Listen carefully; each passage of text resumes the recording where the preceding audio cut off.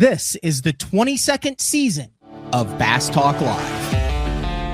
BTL is presented by Bass Cat Boats, Strike King Lures, AFTCO, Pro Guide Batteries, Spro, Gamakatsu, The Bass Tank, Beatdown Outdoors, and Sunline. BTL coming at you.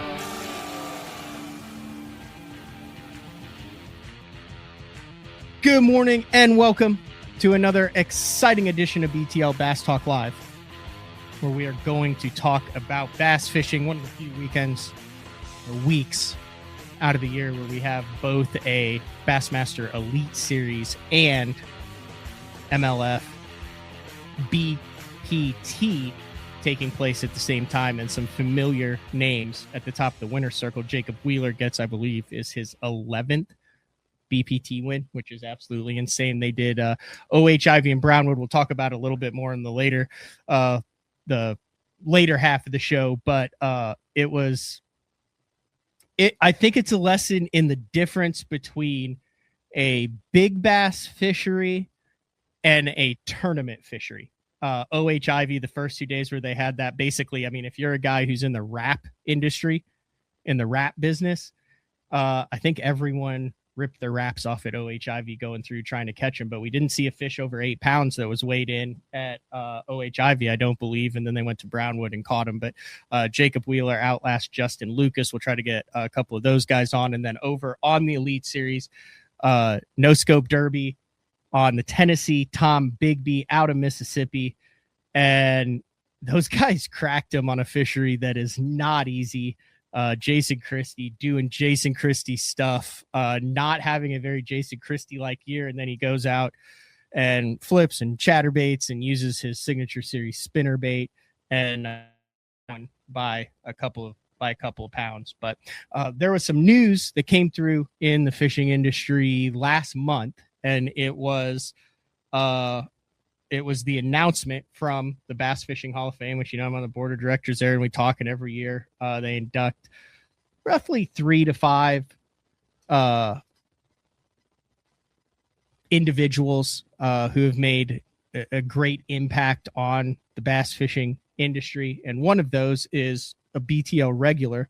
Had a lot of people at the Bassmaster Classic who came up and said, when are you going to have Rick Pierce back on the show? Love hearing from Rick, love talking to Rick. And I said, well, interestingly, Rick, who was recently announced as one of the 5 inductees in the 2026 class of the Hall of Fame, is planning on coming the show afterwards. So I shot him a message last week, and then we had all the tournaments go down, and I know Rick has some thoughts on that. So instead of keeping him waiting, good morning and welcome to another exciting edition of BTL Bass Talk Live, where we're going to talk about bass fishing. We have Kyle Patrick in studio, and I moved the camera 3 inches too far. God, this is two mornings in a row that I didn't have the logistics set up, Kyle. That's A-okay. My mouse went dead. No, it's not. This is my job. That would be like you going out on the first morning of the tournament and then realizing like that you didn't have tied on whatever you meant to have tied on. That's a fair statement. That's unacceptable. I'm going to move it slightly. Okay.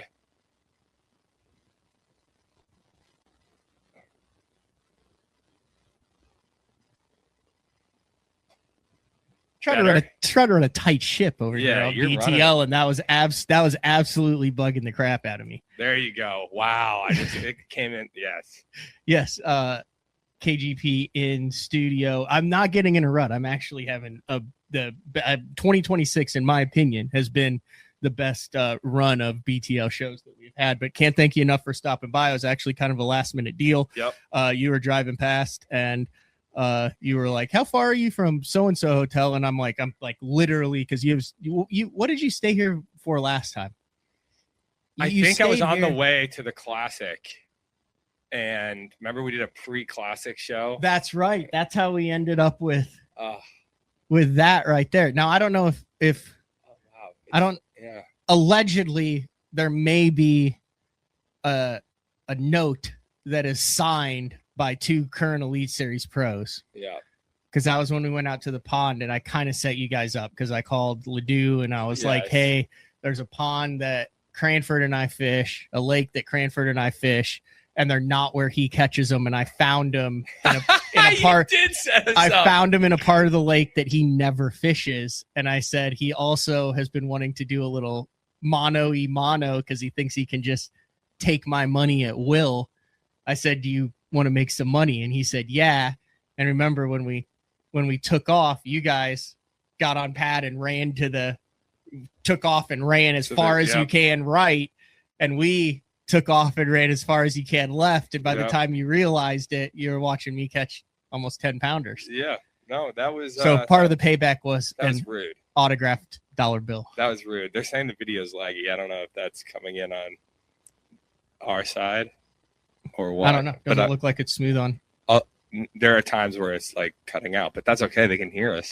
So what that probably is the fact that it's blowing 48 miles an hour outside right now. And we've been through this before. It's noise in the line. Yeah. You know what noise in the line means? Yes. Please explain what noise in the line is. Noise in the line is when you get, all right, so there's noise and it gets in the line. You know what I mean? Oh, by the way, Matthew, we're not talking about scope because actually I'm just done talking about scope, by the way. So we're not bringing up scope. Yeah. No scope. What noise in the line is when your scope gets disconnected. No, I live on the end of the line, so that that power line that's out in the yard back by the side where you park your boat. Yep. That's the end of the cable line. Yeah, so sense. All the other cables, like it takes off, so it has to be like a steady signal. So if there's any glitch in any of it, it's shooting a lot, and then so it's like not a steady stream for live stream. So like when you're watching your normal TV, you don't notice it because there's a slight buffer, but when it's on live, and then that requires sense. Me calling the internet company, and then some dude has to go out and go down the entire line and see like where it's hitting a tree or where it's something. Yeah. It's good times on that. So, but no, so you just got done with the Tom Bigby, which is the third stop of the season. Yep. So you basically went from Classic Expo to Tom Bigby. For those that aren't super familiar or just refresh their memory. So you had a weird year last year. Dude. Like you were in really good shape. You were catching fish. You were up at Cayuga. You drop a 25-pound sack with your buddy in like just a local team tournament. And then the next day you were literally hooked up in a hospital and didn't know when or if you would ever be able to tournament fish again. Yeah, that was crazy. That was like a weird turning point in like my career and how I thought about everything. And I think I'm still like, obviously this isn't an excuse by any means, but like it still like lingers with me, like the mental side of that, just because when something happens with your heart randomly like that, and I'm 28 years old, I'm like, you still think about little things that like maybe you like have a pain in your side or something, and like, or you like have a weird skip beat or something. Mm-hmm. Everyone has those, and like mentally it's. Well, walk through exactly what happened. So what you? So I fished a Toyota series on Champlain, and my boat was parked in a grassy field. Okay. When was this? This was 2 weeks before ICAST, which would have 2025. Yep. And I caught them there. They canceled day 3. I was on a sick blind fishing with a minnow bite, like some Jamie Hartman at Gunnersville type stuff, but it was through structure. And I was catching them, and it was a good tournament. And they canceled day 3. I went home. Everything was fine. And then I got super, super sick the week before ICAST. And when I say sick, I mean like, dude, I could hardly get out of bed. Like chills, like chills. You had like the flu, flu-like symptoms, but my aches were so bad that I could not get out of bed without like hunching over and like limping to the bathroom. And my dad was like, you really like something's like. And you're wrong. What, 29 years old? 28 at the time. And I'm like, man, something's like seriously wrong. And so I went and did a virtual appointment. They're like, man, we're gonna put you on doxycycline because there's a lot of tick-borne illnesses right now that are like plaguing upstate New York. Like out of the ICU that I was in, they said like 30% was from tick-borne illnesses. Like people were having colostomy bags and stuff. Like it was nuts. So I'm like, all right, they put me on it. I'm on it for 4 days and I feel 100% fine. And after 4 days. What is that stuff? It's an antibiotic like a designed really for strong antibiotic. Yep, designed for tick-borne illnesses, like any kind. And you knew nothing about tick-borne illnesses. No, nothing. It's interesting that there's a picture behind you there, Babe Winkleman, and I think he, for the last 20 years, has been his family has really dealt with Lyme disease. Yeah, it's a real thing. Anyway, so the so you're sick. They test me before they put me on. Yeah, they put me on Doxy. And your dad's like, we're taking you in. No, yeah, I went and got blood tests after. But they put me on Doxy, and then I went and got, because we can't wait. They're like, if it's not a tick-borne, we're gonna put you on it. I get tested, anaplasmosis, which is a tick-borne illness. I'm like, all right, they figured it out. I'm feeling what do we better. Do to fix it? I'm feeling better. They said it'll be a 10-day course, and you're good. And so I felt fine, like 100% fine. The only thing was they were like, you got to be careful of the sun because doxycycline makes your skin really sensitive to the sun. So I'm like, all right. So I put on my sunscreen like I have been, and I went fishing that weekend. This is the weekend before ICAST. I fly out to ICAST on July. Monday. Yeah, I fly out to ICAST the next Monday, and I fished 2 back-to-back tournaments Saturday, Sunday. So I get there, I'm all good. I'm fishing on Cayuga, and I sort of felt off. Like my chest was like kind of tight, and I'm like, it's not a big deal.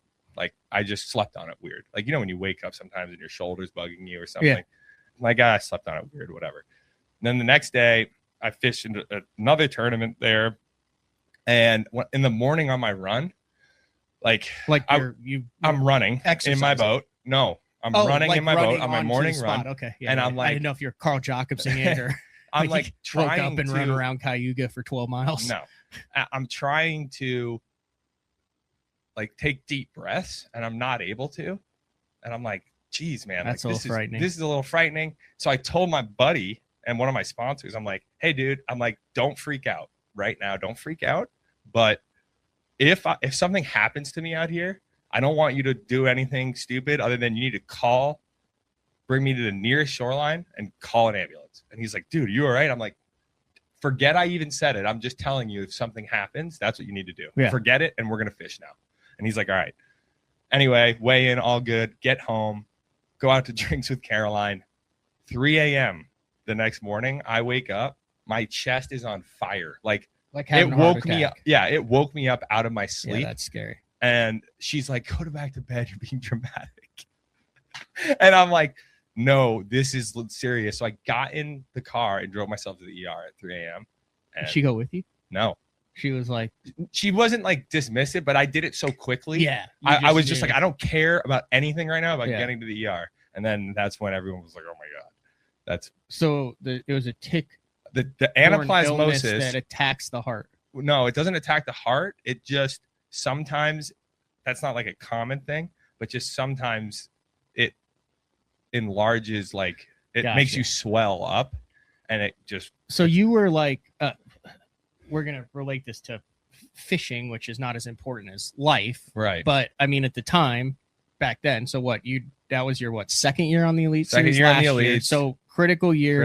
You were having a good year. You'd started out. I think I was in 19th. Yeah, but you had started. I mean, your last tournaments were you were having a heck of a year last year, because you'd had 1, 2, 3, 4, 5, 6, 7. 6 of the 7 were there you go, 6, 7 were top 50 finishes. Like, I mean, you were 31st, 43rd, 10th, 36, 36, 56, 14th.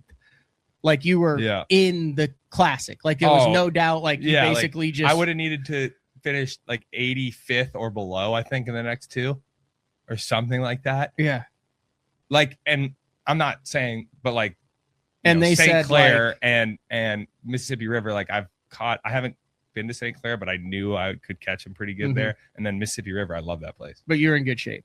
Yeah, I was in good shape. And then they basically said, like, no raised heart rate. You have to go through all this stuff. They're like, you can't do anything for at least 2 months, probably 3. How did that happen? Like, when did you actually find that out to where instead of like, hey, we're going to find out what's wrong and they're going to treat it and I'll be good, to where the doctor was like, hey, like, this is once they actually serious. They checked me into the ICU, I immediately went from like, they're like, you're going to be okay, but we need to monitor you here for like a week or 2.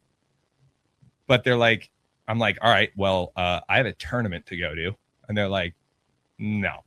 I'm like, what do you mean? They're like, no, you don't understand. Like, I don't want to be, I got to be careful what I say here. But like, I was like, well, can I do anything? Because Caroline was in the room and we were like, and they're like, anything that elevates the heart rate. No, you have to basically wear this vest that's going to be monitoring your heart for 2.5 months.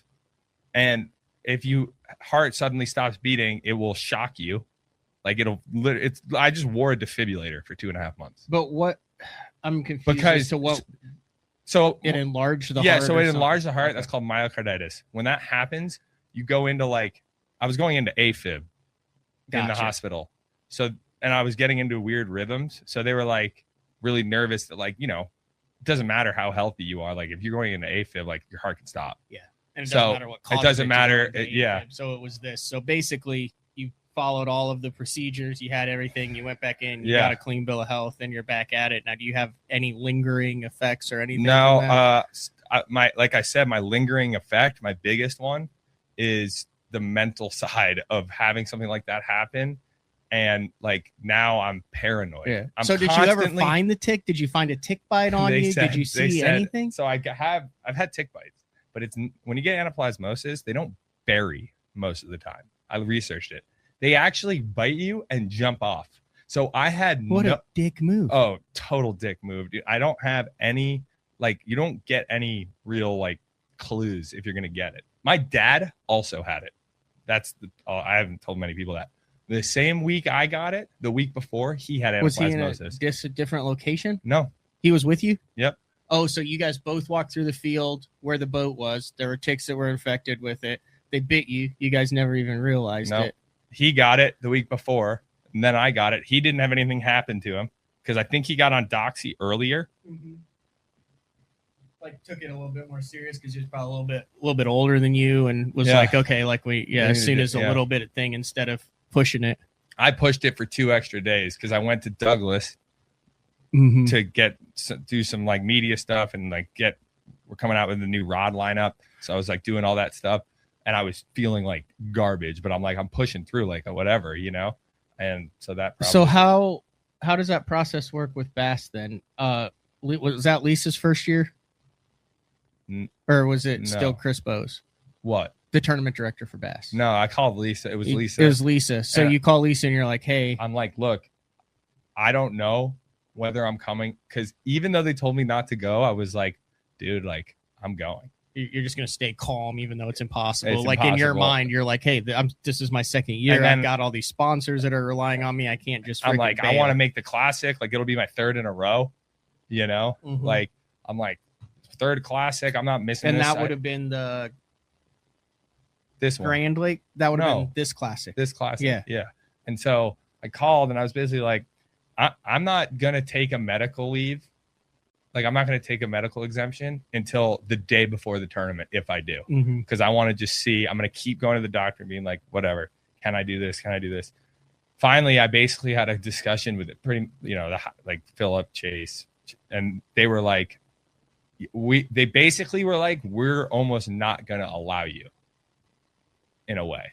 Because it is a liability, like, issue where like if I had a heart attack out there, or I'm driving the boat and they knew that but it was ultimately my decision. Like they didn't tell me. I mean they basically did, but it was my decision because I'm like, man, like I care about living another 60 years than making a classic. And it was a bummer, but luckily that my AOY froze, so my 2 years were really good years, so that freezes your points. So they don't count any of your points from last year at all? No, they do. Oh, but it froze where you froze it. So it shows froze you as where 19. So if you do more, I think the rule is, if I will understand this correctly, if you fish more than half the year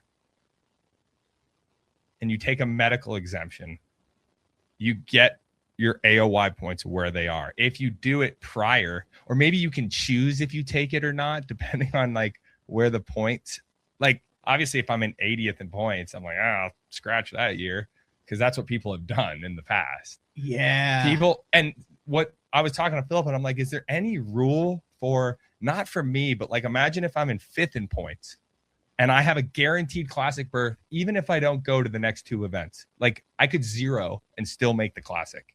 I'm like, is there a rule on that? And he's like, no, because every time someone's taken a medical exemption ever in the history of bass, they've been like below 70th in AOY. So like we've never had this situation before where someone's like catching them really good and then they have something happen. It's always like kind of sketchy. Like, you know what I mean? Yeah. Like, I don't know if I can come to this one. Yeah. Right. So it's just crazy. I honestly, I'm just happy to be here. And then when did you get the clean bill of health then? Basically, what's today? Maybe 3 Today months. is March 30th. Holy cow, it's already March 30th. I know. 3 or 4 months ago was when they were like, "You're good." You know. Did you have any scares like with the heart monitor or any of that stuff? Like everything was copacetic on that? Yeah, pretty good. I had some like skip beats and stuff, but that's normal. Interesting. I'm sure you felt skip beats before. Yeah, well, I had a murmur growing up and stuff like that, but I actually like outgrew it. So like the last couple times I've gone in or something like that, like I haven't ever had it. Yeah, no, it's wild. It is wild. Before we get too far into this, I do want to let everybody know, I'm going to throw this up there here. This is the 4th annual BTL and St. Jude fundraiser t-shirt. Big shout out to ATS Printing for working with this. We've raised over the last 3 years over $10,000 just for BTL t-shirt sales directly to St. Jude. You may have to refresh the screen here because I just put the link in the bio, the direct link that goes to the website to order that t-shirt. Store closes on April 4th. That way we can do it all and they make one run for it. So new colors, new design on that. Greatly appreciate it. We're actually just hit yesterday over 100 t-shirts sold for St. Jude. That'll go directly to our team, Adam Bartuzik and myself. We've raised money for this over the past. We're over $100,000 over the last 3 years of doing this. That tournament has raised over $9 million. And then also one of the cool things. So yeah, link in bio for that. It's also in the bio of my Instagram handle with more information on that. But then also these cups here, also really cool. What Gretchen, Katie, the folks at St. Jude have also partnered with Yamaha and Skeeter and those guys great people to raise awareness for that with the Love Bass Stop Cancer kind of deal. You saw them there at the Bassmaster Classic. They had a booth set up right there. So kind of cool to see that evolve over the last 3 or 4 years. Yeah. No, that is cool. So then back in the saddle, when you came into this year, do you feel like that whole thing from last year really kind of hurt your momentum going into this year or stop the roll? Because I mean, quite frankly, like you hadn't really struggled like through the opens. You won the Bassmaster Open, you on the roll with all of that stuff. Like was that hard to get back in the saddle, kicking things off in 2026? Don't get me wrong, it was hard, but I don't think it's an excuse for like me not catching them right now. I think it was hard. Don't get me wrong. Like I was like, it's not been the same. Actually Tom Bigby was the first tournament where I was feeling better. Like I was like mentally, I've been like kind of just in a funk, but like as far as health wise, mentally I was a little more dialed in at the Tom Bigby. Even though I finished 70th, but dude, every year rivers get me. Red River, the first year of the Opens, 178th. Is that just based on where you grew up? Yeah, I think so. I think I just struggle. Same way with Oklahoma guys in grass. Guys who grew up in Oklahoma typically takes them a while. And now I know Edwin's one in Florida. We've seen Birds down in Florida and that. But as a whole, the grass, the predominantly grass fisheries foil the majority of Oklahoma anglers until they become established pros and they've been down there a number. Probably the same thing with rivers where you were up in New York area. 100%. And so, it's definitely been an adjustment. I'm still adjusting to being normal again. Like sitting back and lying in your bed for 3 months for me was like very mentally draining and like hard for me to do. And sitting back and watching the elites, seeing all the like all kinds of stuff going down like in the industry, like it wasn't good for me to just sit there and not be involved in actually fishing, but still being involved in like the decision, like all these like elite series stuff that was going on with polygraphing and live scope arguments. And so that kind of like marinated up here longer than it should have. And so, you know, my biggest goal this year isn't to make the classic, isn't to top 25 AOY to get into that big tournament. It's to love fishing as much as I did the first year. I mean, I think, don't you think it's, I mean, you talk with a lot of guys and stuff. Isn't it kind of peaks and valleys in this thing? You go, guys, I mean, I've outside of legitimately, I'm going to say Charlie Hartley, I don't know anybody who hasn't experienced highs and lows in this game, even early on, even later on in their career. It's kind of like you're either riding the wave or you're trying to figure out where the next wave is. Yeah, 100%. And, you know, obviously also like, you know, having been for 3 years now, I have been focused on getting really good with live scope, and I'm not even the best. I'm not even close. Like someone was like, who's the best scoper? Top 10. I wouldn't even be close. We're actually doing that show. It's me, Jody White, and Ben Milliken. Are coming out with the top 10 live scopers of 2026 here next month on the show, and it's going to be ridiculous. Like I asked Dylan Nutt who his top 5 were, and him and his brother were in there. Bankshaw was in there, but he started naming off guys that I was like, oh God, I need to really start doing my research because I'm like, where are these guys getting? They're not even I know like the national scene yet. So like, I'm not even close, but like when you take that away, I actually I enjoyed myself at the Tom Bigby, other than it being hard. Like having no scope is very refreshing, believe it or not. Like, well, we're going to address it because even before the show started, Matthew Weimer like woke up and chose violence because before we went live, he said Kyle going to complain about no scope, and then he just complained. He just said that you're having difficulty on the rivers because it's tough to scope on the rivers like that. Well, we're not allowed to scope on the. I know you weren't allowed to scope on the Tom Bigby, but what are your thoughts on the 50-50 and all that stuff? Honestly, the one thing I don't like about it is the consistency. I'm someone that likes consistent rules across the board. I would have personally rather seen them be 100% scope or 100% no scope for the year, because it forces you to be like it. I don't like having like one off, one on type deal. That's just mental for me. Like I like to know that like, all right, this year I'm going to dial in. I'm going to get back to my roots and fish shallow. Like people don't realize I didn't get scoped till I was like 23, 24, dude. And so from 16 all the way to 24, I've been fishing in the dirt. Like I'm not a good offshore fisherman. That's how I've been fishing shallow. But when you get to the opens and everyone is like scope, obviously you focus on it. So it's hard to change on the fly to no scope in these giant tournaments like Gunnersville being 18 degrees every day of practice. Like that's a hard thing. That's on you for not picking up a chartreuse scrub and slow rolling. Yeah, that is on me. You're right. But no, like I really, I'm the reason, obviously I know people are like, oh, I was going to complain about scope. Like I really like fishing without scope. This is fun. I like fishing without scope. I do. I just didn't necessarily at the time agree with the 50-50 decision. But that is what it is. Like I'll be honest. I mean, I'm looking at some of the feedback here, but also like I try to keep my pulse. I mean, that's my job is to kind of keep the pulse on it. And I personally, doesn't matter what I think personally.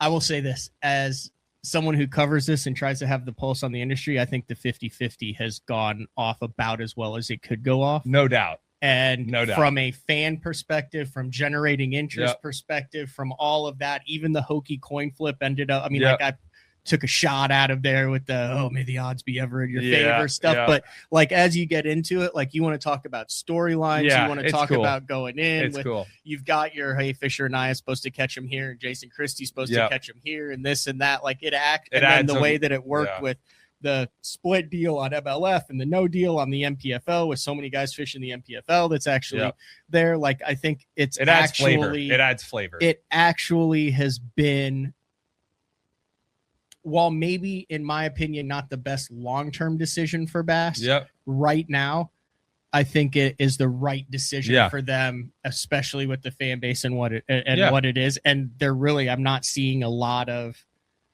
negativity towards the 50-50 because like, you didn't like this tournament, just wait till the next one, or you didn't like that tournament, just wait till this one. And look, I'm good with it now. The decision's been made, and if that's what's best for the industry and Bassmaster as a whole, I'm on board. And I just need to adapt my thinking to like that style, right? Yeah.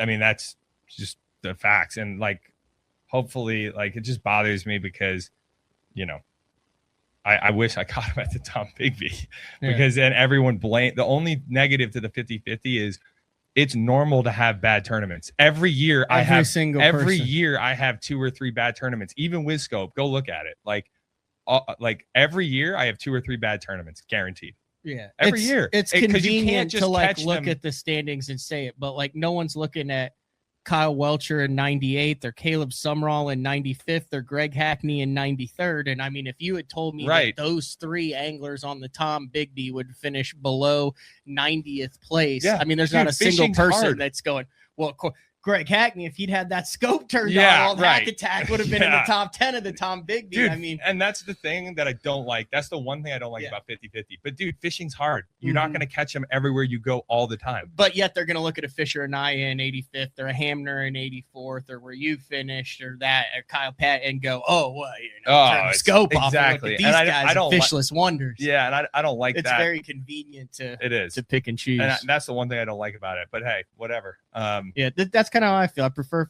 full scope, but I'll say I like 50-50 more than I thought. Yeah. That's one of the comments on here. Yeah. And like the schedule, the one thing I wish is that we had a like less river schedule. Imagine if we had like the schedule we had year 1, but 50-50. Yeah. Toledo Bend, 50, like no scope. Like I want to go to really good fisheries without scope. Went to Gunnersville without scope, but you kind of got weathered there a little bit. Like I wish it, but I mean, it still took a lot of weight, and it was still Gunnersville, and it was still precise. And I mean, there's a lot of good guys who didn't catch him, but a lot of guys who did catch him. I mean, that took some weight for Hank Cherry to win that tournament. No doubt. I actually, I'm. Look, I will say this: at first I did not like the 50-50 because it's change. No one likes change, especially if you're, you know. Or grow up, you know, for 3 years you fish with scope, people are going to complain, but you're right. It's not. Now the EQs this year, I think, are interesting. They're doing that lake in Arkansas, Norfolk, I think, and then Toledo Bend. One of those will be scope, one won't be scope, and then they'll coin flip for Gunnersville. You know what I love no scope at? I love it at Champlain. Love that there's no scope at Champlain. I wish there was no scope at St. Lawrence. I wish there was no scope on Champlain will totally change. It'll be epic. I promise you, it'll be one of the best tournaments to watch. Now, do you like? Love it. Let me run this by you as a tournament angler, as a competitor. So, like in the opens this year, they just said, "Hey, here's where you can scope. Here's where you can't scope. The only ones that it's going to be a coin flip on is going to be the very final EQ to get everyone in the final." Do you like the coin flip for the year, or do you wish that the schedule was based around it so you had some tournaments that would be obvious scope tournaments that weren't, tournaments that weren't, but then you also throw, hey, this is going to be Scope Fest 101, and then this is, you see what I'm saying? No, like, do you wish that there was, I wish there was a little more strategic, like, but then I think you run into who's deciding that and how that is, and people are complaining about that thing. So I think that's what they did. But I agree. Like, I would like to see, you know, like the prime time Gunnersville scope stuff, but then, you know, like a Toledo Bend no scope or a Champlain no scope. I think that's savage. That no scope for Champlain. I'm telling you. And that's the whole deal too, is like no scope at Champlain is great for me because I know Champlain. I love fishing for northern bass shallow. That's what I grew up doing. And that's there's a big difference fishing for bass shallow on Champlain versus Tom Bigby. It's a big difference. I've never really asked anybody who's on the Elite Series this yet, but do you think you'd be on the Elite Series without live scope right now? No. Like if there had been no live scope at all that had ever come on, would you be on the Elite Series right now? No, it would take me more time. It's weird that if someone under the age of, especially me being from New York, and I had 2.5 years of fishing across the country before I made the elites, it would have taken me four or five, I think, because don't get it twisted. Scope makes you, it doesn't make it easier, but it makes everything more efficient. It fast tracks the process. Yeah. So like, would you say that's a fair way that's to say a fair way fast to tracks the process? You still have to be around them. Yeah. Like you still have to you catch still have to those know fish, what to do. You still have to like get in the right areas, but yeah, like it made it more efficient for me. There, just in case we got a lot of electronics around here. So yeah, like of course. You not have your coffee? No. Where did it end up? No, I drank it. Oh, good Lord. Yeah. Okay, continue. Yeah, I mean, if someone says, I don't look, I'm gonna go ahead and just say if anyone under the age of 25, I'm 29. Mm-hmm. If anyone under the age of 25 right now says that they would be on the Elite Series without scope, I would argue. I would say there's maybe two. Maybe.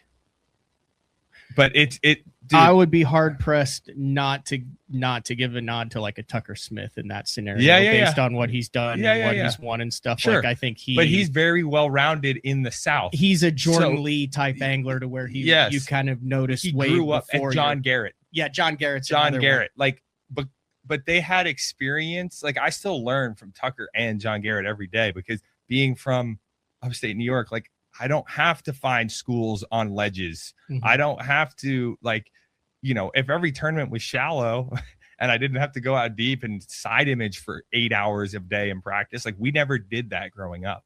So like tournaments like that, I would think I would struggle with without scope. That's just, and I struggle with scope. Look at my wheeler. Like if you look at the finishes. Yeah, well, wheelers.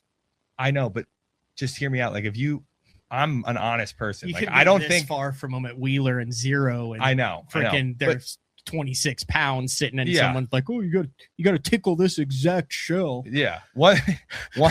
I mean, it's true out there. It is. Out on the one thing that I pride myself on is telling the truth, and not like I'm not going to come on here and be like, oh, dude, yeah, I would have made it. Like I'm dialed in. Like, would Emil Wagner be on the Elite Series without scope? I don't know. I don't want to talk about other people. Like he just made a comment. He said, "Who let this nut job in the studio?" That's the only reason I said that. No, he wouldn't. But like, I'm pretty honest with myself. Yeah. In that, like, no, I think it would have taken me a little longer and having more like experience doing the things without scope that I did with scope. Mm-hmm. But I don't think that's bad at all. I mean, like you're paying an entry fee to be in a tournament where everything is equal. Everyone has the same opportunity, the same amount of technology, and the goal is to come in with the 5 biggest bass under the same amount of time with the same amount in a fair and equal where everyone doesn't. You use whatever tools you have to your advantage, and it doesn't matter what those tools are based on what league you qualify for. And 100%. I don't think there should be any asterisks, caveats, anything put on that. Like I remember when I first got scope, I tell this story. I'm sure people have heard it, but like Kevin from K Customs, my buddy, called me, and this was 2023. He called me and he was like, dude, you've seen the scope, right? Like I'm like, yeah. He's like, no. I'm like, I don't need it, dude. What am I going to do? Pan under the docks before I flip them anyway? And he was like, yeah. He's like, yeah, you're going to get this technology. Like you need to start using it. And I'm like, all right, you're going to send me one? He's like, yeah, I'll send you one. And then that's how I remember on Oneida, I got it. And I'm like, dude, this is legit. Yeah. And I was only using it to throw at grass clumps. Like I wasn't even like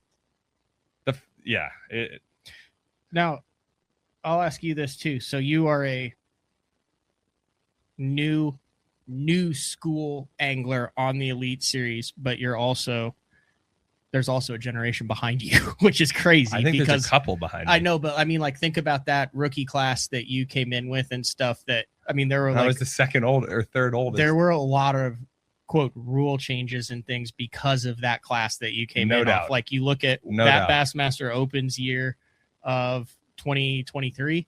Yep.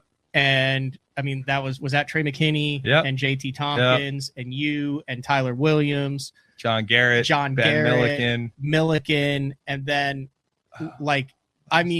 ran roughshot through the Opens. And everybody's like, oh, wait till they get to and then ran roughshot through the freaking Elite Series. And that was literally like, there's so many rule changes that maybe not directly happened to that, but like I saw someone asking about the 30-day off limits.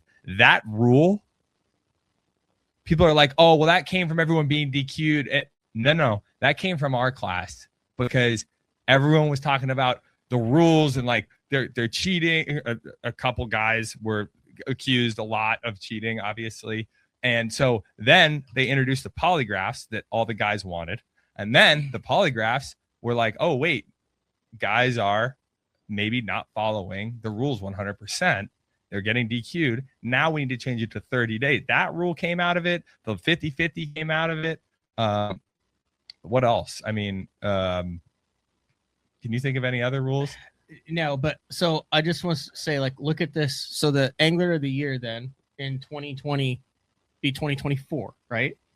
This is your third year. Yeah.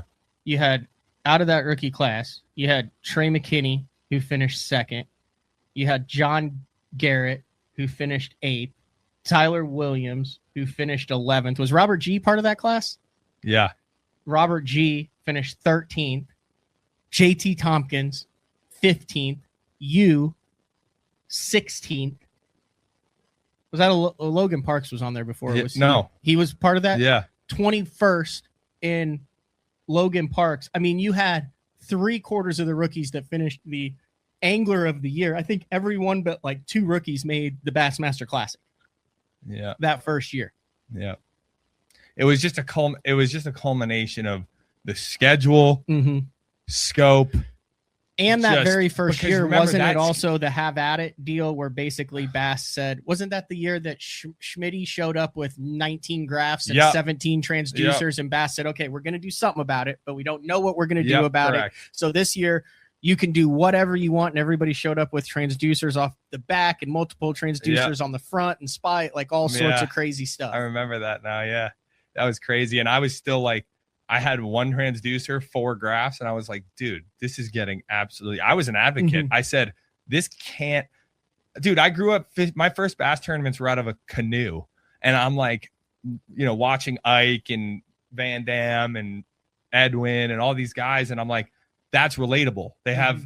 Yeah, the boat's expensive, but like I can open up a magazine and be like, I can picture getting one of these boats one day. I was against having like 8 graphs because I'm like, dude, that's not realistic for someone to look at and be like, yeah, I can buy $130,000 boat. So I was outspoken about we got to limit the graphs. Yeah. It's just getting out of hand. Bass boats aren't designed for it, A, and B, it's unrealistic for a kid in the middle of rural wherever to be like, yeah, I can buy $150,000 bass boat. Sorry, I hate your computer. I'm not trying to say this is like, I'm just trying to kind of put things in perspective, and you were kind of a part of it. So let's put a bow on this, and then we'll take a break, and then we'll come back and we'll talk about your latest fashion statements this year on the Bassmaster Elite Series.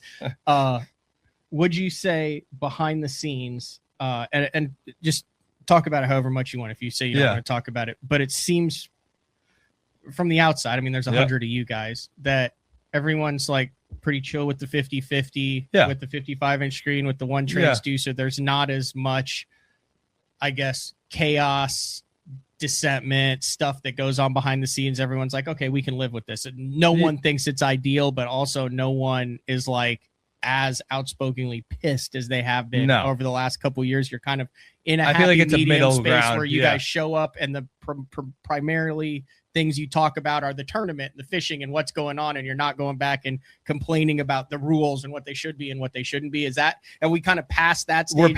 We're past that, but I still think, I mean, it's the Elite Series. People complain about everything. I think the 30-day off limits rule is an issue that is being discussed. I think there's a few how big of a factor is that as an angler who is on the Elite Series? Big. So it went from the full year with everything to loved having 30-day off limits, but a big emphasis put on no purchasing or bartering of information. Here's the problem with that. That rule was implemented because a bunch of people voted because of the polygraph situation. We're seeing that we didn't change any of the polygraph. There's just as many polygraphs, and clearly there's problems with the polygraph, whether that's the angler, and David Mullins and I have had our beef in the past, but like it just seems odd, that whole situation. Like, I don't wish any ill upon anybody in a bad situation like that. So that rule was trying to fix that, and clearly it hasn't. Let me cut you off right there. Okay. I just want to say this because people have been asking, you have to address this, you have to talk about this. I don't know anything behind the scenes. I don't know enough information to speak educated on this from either side of that aisle. Like, there hasn't been a press release out the way Bass Talk Live has always done it. Is when there's a press release, we'll talk the press release and we'll reach out to the angler, give them the opportunity, whatever. I don't know anything more than what you guys know that are watching this show as to what has or hasn't happened in that. So I mean, that's why I haven't touched it and will not touch it for the angler's sake and for the organization's sake, and then just report on what we actually know is fact. Correct. I agree. And then that's it. So you can continue. Yeah. And so that 30-day rule, I think, and you talked about that, I think that's for me a mental block, because someone like me is at a slight disadvantage with that, simply because I don't know that many people that are going to give me good information across the country. Mm-hmm. And I think other people do. Right? I mean, you heard Jay Lee. I respect the heck out of it. He was honest. He got up on stage. He was like, hey, yeah, like an old buddy of mine went out here. He really helped me figure out, X, Y, and Z. It's legal. It's totally fine. But that being on the Elite Series, that rubs me a little bit the wrong way. Just the rule and being able to go out with someone.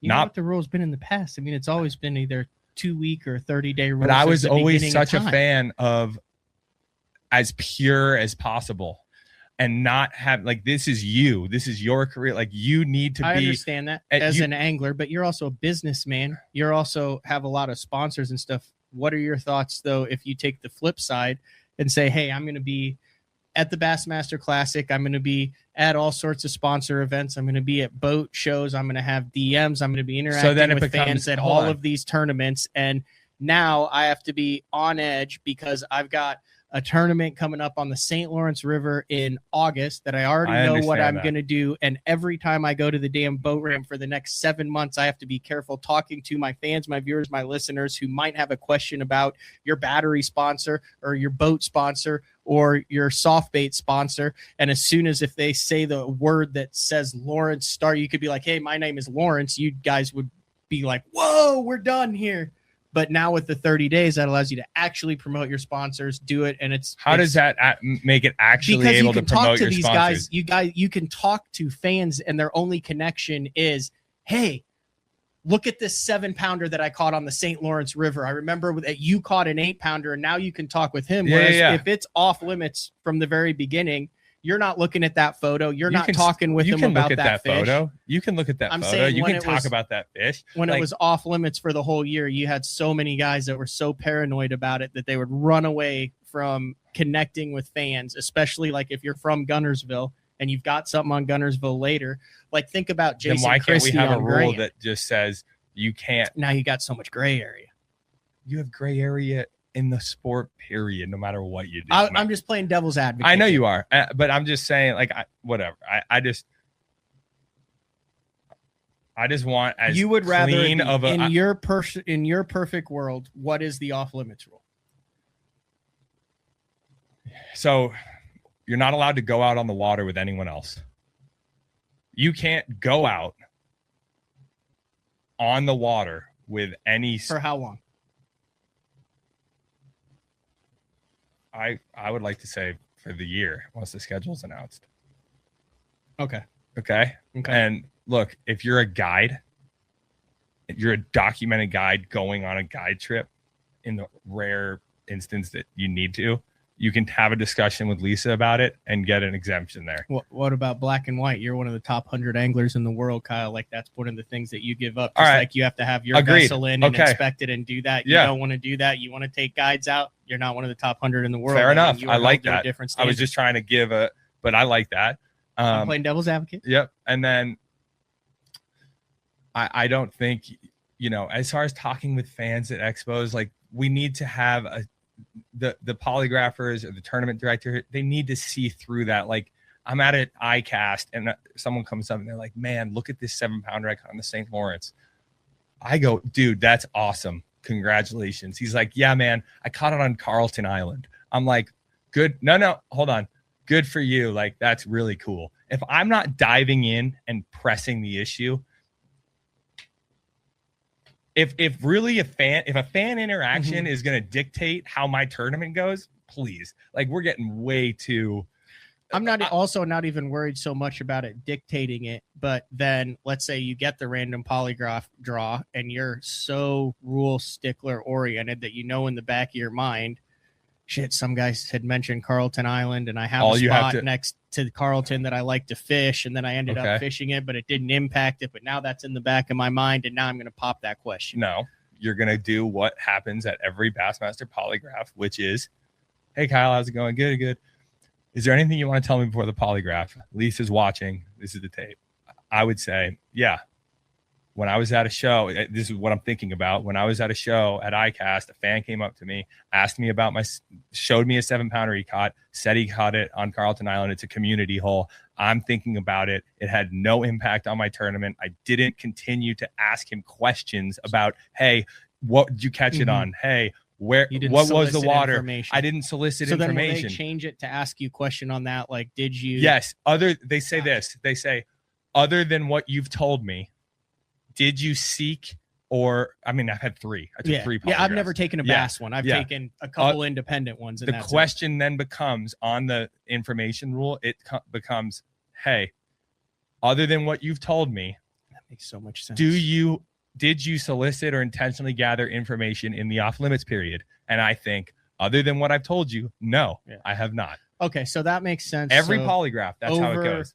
The years, there have been things that have come up to where, the way my brain works, I'm like, I need to call Hank. Yeah. Immediately. I do the same thing with Lisa. And he'll usually chuckles and he goes, okay, I'll make a note of that. Yeah. So when he says I'll make a note of that, what that's doing is saying, if by some random chase you get popped, it says, oh, Matt contacted me in February, said that he opened up this freaking email that was from someone that he didn't know, read the first line of it, realized what it was, immediately closed it, called me and said, hey, someone sent me an email and I read the word blue something and immediately shut it down. Yeah. I did that. That's all. That's look, at exactly Okeechobee, this is a perfect example. At Okeechobee, my second year, so last year, I called Lisa because someone in the house that I was renting came over and was like, hey, man, there's big ones under this dock or whatever. And I'm like, dude, you can't tell me that. I called Lisa. I said, hey, Lisa, someone just told me there's big ones under this dock. I know we're doing polygraphs heavily this year. I just wanted to let you know. She's like, okay, thank you. Same tournament. I'm going down a bank. David Gaston's over on the other side of the bank. Now the bank is in a canal, that chunk rock in Okeechobee. And I'm fishing down it. I'm casting. I make a cast and David goes, hey, man, right around that one says you can't fish within 200 feet. And I looked up and the sign was hidden behind the rock. And I made a cast and I'm like, I didn't pull. I didn't catch one. I'm like, dang, man. I'll let Lisa know. So I went into weigh-in 10 minutes early that day. And I walked up to Lisa and I said, hey, Lisa, I made a cast. Here's the footage. I just want to make sure, like, I didn't catch a giant, I didn't cull a fish, but I made this cast. And she's like, okay, I got the polygraph draw that tournament. Which I you had can two explain things. how the polygraph draw works. Yeah, right? so they say before weigh-in, they text out 22, 35, 83 will be drawn for the polygraph. So wherever you finish in the standing, so it is 100% totally random. So some guys get it 3 or 4 times a year. Yeah. Some guys have gone 4 years and never gotten it. So I went into the polygraph and I said, and this was the first polygraph I ever took that year. It's the second tournament. You gotta be nervous. I was nervous. Even though you're not doing anything wrong. Yep. I remember the first one I took, I was like, dude, I was scared. Do I say, like, they said, is your name Matt Pangrak? And I literally was like, well, technically it's Matthew, but I go by Matt, but my driver's license says Matthew. I say yes or should I say no to that? And literally the guy's like, you okay, dude? And I'm like, yeah, but technically my name is Matthew Pangrak, but you asked if it was Matt Pangrak, and he just was like, okay, we're going to just chat for a while because you're clearly keyed up. Right there. That's what mine was like too. I feel like I'm kind of like you. Do you live in Oklahoma? Well, I had an Illinois driver's license at the time, even though I lived in Oklahoma. Oh, he said, are you from Oklahoma? So I had to like pause again and be like, so yes, like I live in Oklahoma, but I'm from Illinois. So do you, and he's like, dude, it's just relax. Yeah.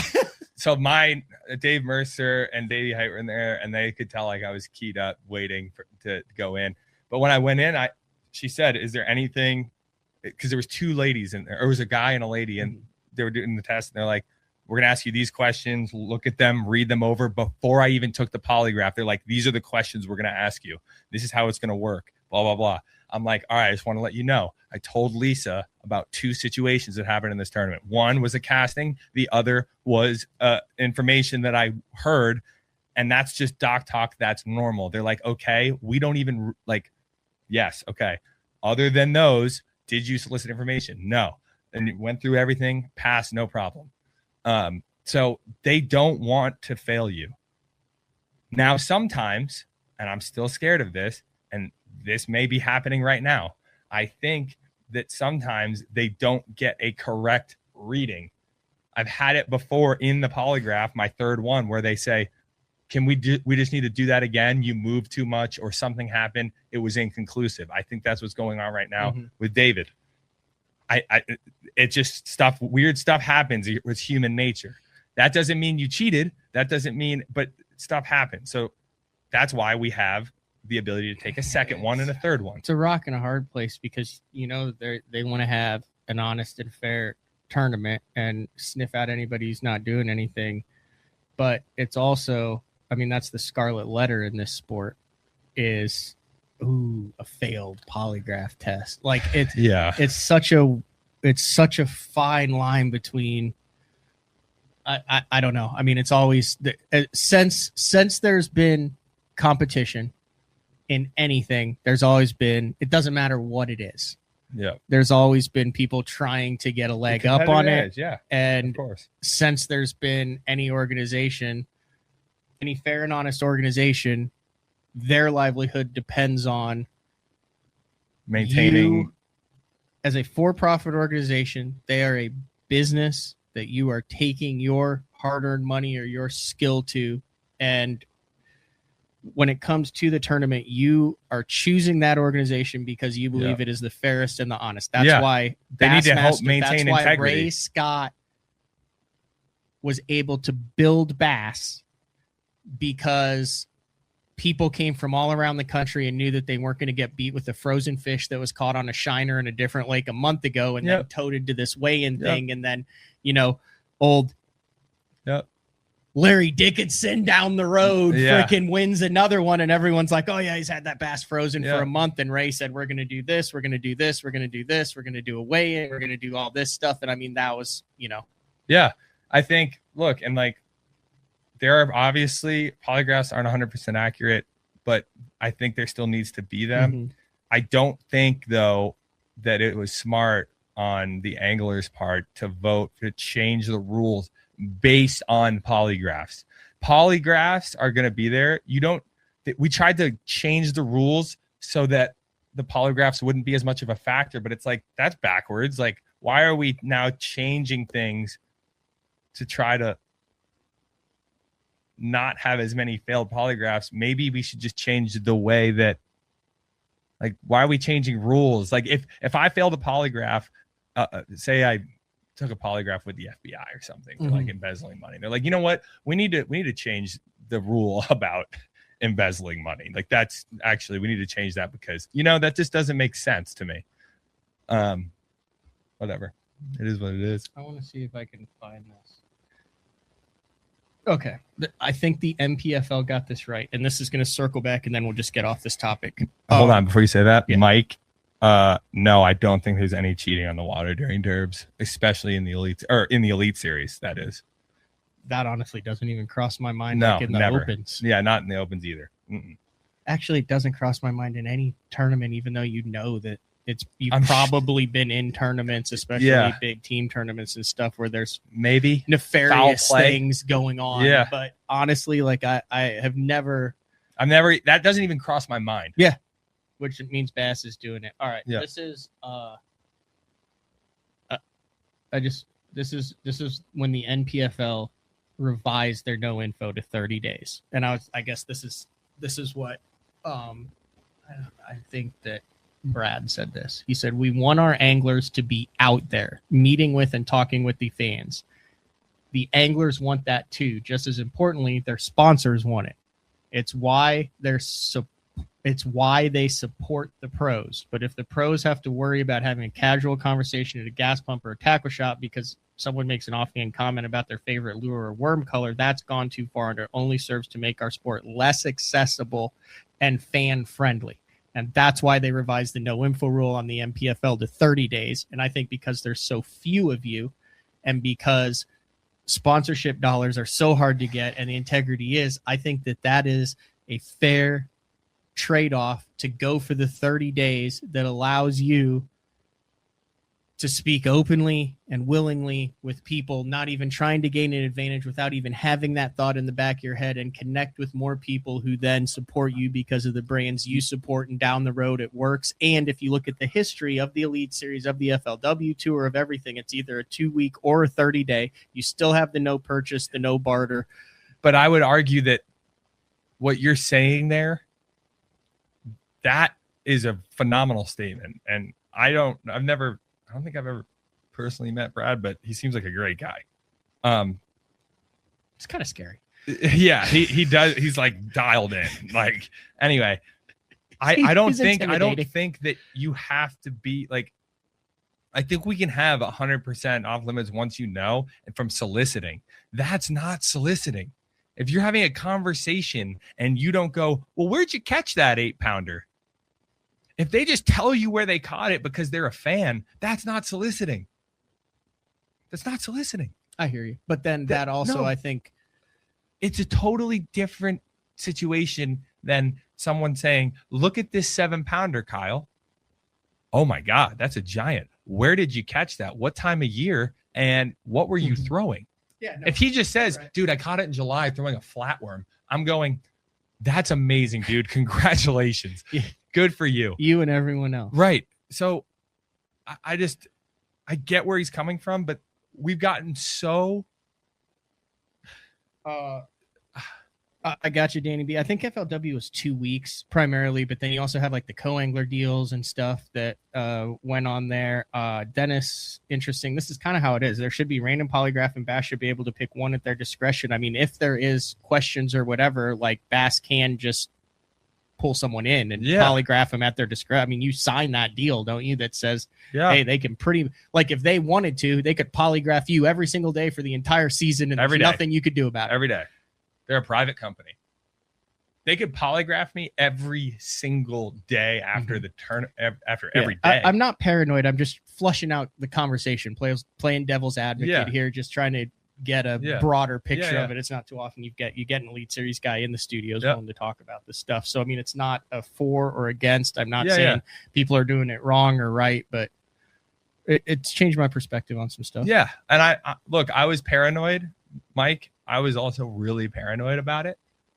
But once I took it and understood that the goal isn't, what people have to understand is like, they do the polygraph. It goes to Lisa. It's all on film. just like we have right now. This is the exact setup that they have. You're the polygraph guy, and I'm taking the polygraph. Does he like look you in the eyes when you ask the question? You have to stay like this with your hands on your knees like this, and you basically look forward, and he's where you are, and he goes, "Did you intentionally solicit or information to gain a competitive advantage?" And you just sit here and go, "No."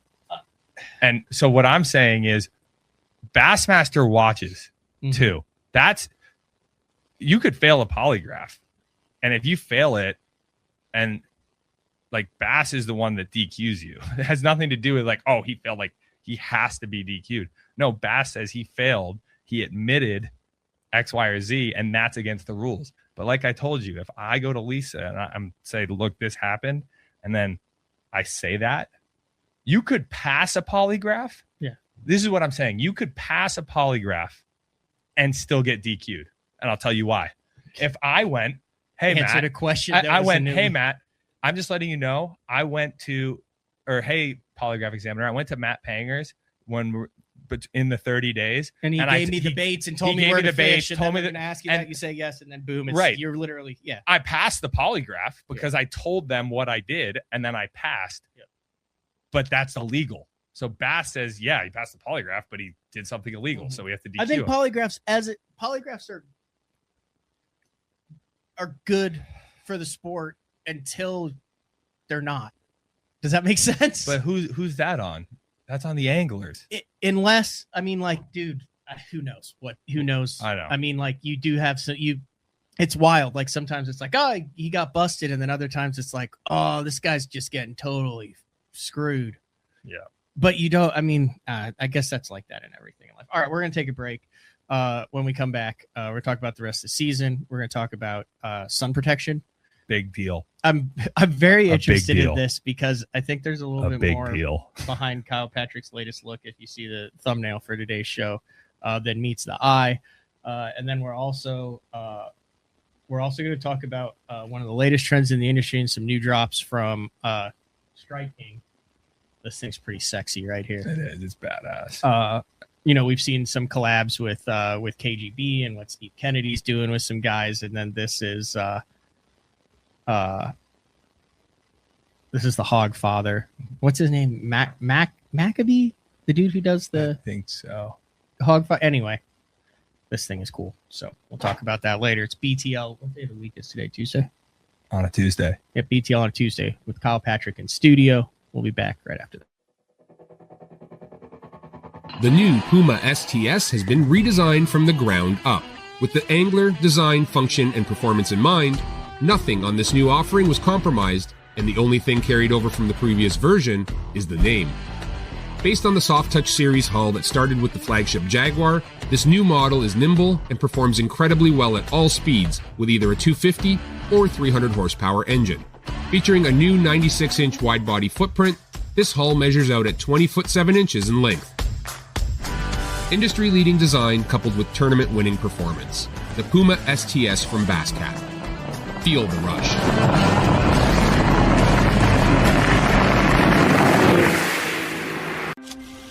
Before there were hashtags, there were handshakes and shared stories. They gave us confidence to make our first cast and chase our dreams. They taught us to fish, and in the process, taught us about life. They taught us that success isn't just about reaching the top. It's about lifting others up. The future isn't just about selling tackle. It's about 3 simple words. Let's go fishing. Here's to the original influencers. When I'm in a tournament, conditions are constantly changing and every second matters. With the Deep Dive app, I can instantly pull up all the current lake conditions all in one spot. So no more looking at weird government websites. In just one quick glance, I have water clarity, water level, wave forecast. It's all right there in the Deep Dive app. Download the Deep Dive app and get all the tools you need to put together an awesome tournament. At Beatdown Outdoors, we know you depend on your gear to hold up in any condition. We built for that. We test for that. In fact, we pride ourselves in that. Because we know when the time comes to test your gear, you aren't going to take it easy, so we won't. We build premium, made in the USA products that you can rely on in the moments when your equipment should be the last thing on your mind. All right, welcome back. Chatting with Elite Series Pro Kyle Patrick in studio. Is it hard to believe that it is your third year already, like on the Elite Series? Like how it flies, dude. Really? Especially with the whole tick thing. Like yeah, it's weird how fast time goes. And the older you get, the faster. Like months You're are preaching the to same the choir, bud. Yeah, months are like weeks now. You're preaching to the choir. I know. 41 years old, turned 42 in August. Yeah. But I mean, does it just feel like you're still like? Do you still have those Elite Series moments where you're so like Paul and Nick and Hackney and Ike are there? Not and as stuff, much. You're like, Not as much. No.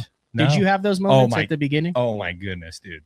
Like I remember like on the water at Fork, I like told Ike, I'm like, if you could see it in my video on YouTube, I'm like, if someone told me I'd be fishing next to you 3 years ago, I would have not believed Was he them. chill? Yo, yeah.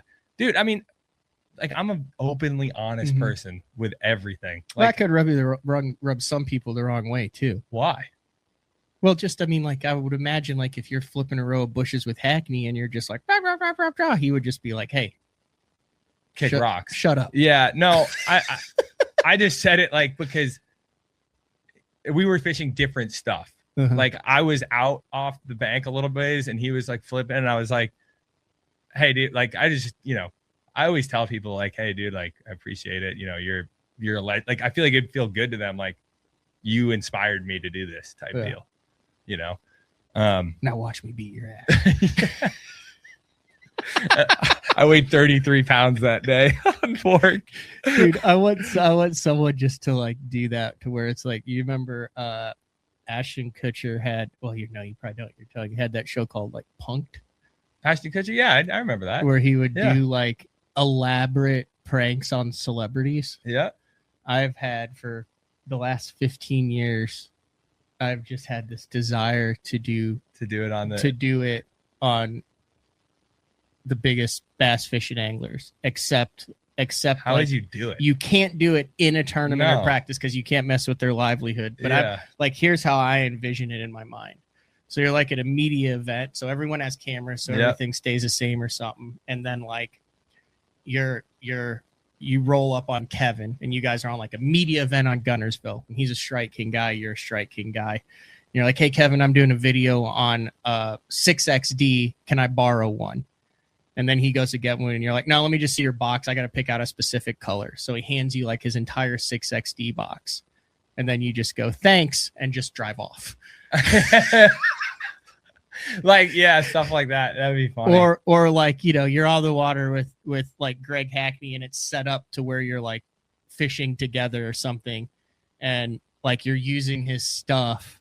And you have like some dummy rods. So like in 20 minutes, you break like 3 of his flipping sticks. And then you're just like, damn, there's another one, Greg. Just like at one point. Yeah. Like all, you just flip his, like, he's like, dude, what are you doing? Yeah. Stuff like that. Or you're in like a celebrity pro-am dealer at one place. I like exchange the bass for crappie in the live well. So they go to the weigh-in and it's all like drum. Yeah. Instead of bass. And the guy's like, wait, what the hell? Like we put 5 in here at this celebrity pro-am deal, and now you're on like a stage with Mercer with 5 drum in your bag. Lisa's like, that would work in the weigh-in line. Like yes, if you just that's what I'm switch the saying. bag. Like you get a dude who distracts him and stuff, and then boom, you throw 5 drum. He gets up on stage, weighs him, and holds Lisa him just up. like holds. But it's like I said, not an actual competition. Or you do, you do the thing. You just standard pranks and stuff like that. That'd be funny. I think it would work. I think it would too. There's a lot of potential there. No one's done it. It would take forever. Yeah, Jeff said Hackney would stab you after you broke his second rod. They would not like that prank. I think there's some meat on the bone there, but it's just time and money. But there's certain times and places. Yeah. Like there's not that many. Like, was there like an initiation your rookie year? Like, was there any hazing, so to speak? Like, and I'm using that term exceptionally loosely. I wish there was. There was never the deal where like you went back to the boat ramp and someone had stretched your entire freaking wench cord out and then wrapped it around and then tied it to where you go to strap your boat, and you're like, I have actually literally had that. spiraled it all around the entire Who trailer. did that to me? I had that happen to me my first year. I think it was John Garrett though. Oh, yeah. Like, I mean, another one would be like, you know, you're at a media event and you like have Jason Christie's spinnerbait box. Someone distracts him. You switch it with a box that you already know looks like his, and then you just drop the whole damn thing in the lake. And you just go, oops. Well, you're sponsored by Booyah. You can get new ones. It's all good, Jason. And then just idle off. It's scary. I'm just saying there's some potential there. There is 100%. There's definitely some potential there. You're one of the few anglers who understands, kind of Milliken-esque in this deal, the value of going viral. Yeah. Like, you started it originally with the Real Men of Genius parodies with the fishing, and that we talked about that last night and things. But who kind of taught you that? Was there any? My original. So I'm pretty good at coming up with the ideas, but I don't have the execution on the back end to like make all my ideas happen. You know what I mean? Yeah. Welcome to my world. Yeah. So I had my first camera guy was really good at that kind of stuff. So you would say, here's what I want to do. And then he would sit there and go, I think I can do that. Yeah. He also has some really good ideas too. He came up with some funny stuff. Can you say his name like you guys cool still? Yeah. Lee. His name was Lee. He's a good dude. Is he still doing it? No. Moved on to bigger and better things in life than exactly Kyle Patrick's cameraman. Yeah. It's hard. The camera, finding someone that like will roll with you. I had this conversation on the Village. It's hard to find someone that is as invested in growing your brand as you are. And there's not enough money in the sport to make it worth it to where they're like, I think I got something figured out with Austin, my current guy. He's pretty good. And I think we're going to be able to do some good stuff together. But anyway, but was there anyone that said like, hey, that's just like, me, dude, this is how you do it, or that's just how your brains always work? Well, it's just, you said, I think this would be funny. My personality. Yeah. Like, I just try to like be myself, and, you know, like for the sunscreen, for example, like, dude, my dad and I have surfed since I was 10, and that's what we did. We wore zinc on our nose, about this. ears, nose, lips. You wear zinc because you're out in the water for 6 hours, so 8 hours. This year. What is zinc? What is it? I mean, it's a sun. Literally, like, yes. Like, who did it? Is that John Wayne Gacy, who was a killer clown? So I hate buffs. It bothers me. I can't take a breath. My glasses fog up. You wear a buff and you end up having it below your mouth anyway. And my lips get so burned. It is disgusting. And I went to the skin doctor, and she was like, she didn't say you have skin cancer, but she said you have cancerous like spots. You really need to be careful. Right. And so I'm like, I'll just go back to doing what I did when I surfed. I'm going to wear zinc on my face and nose.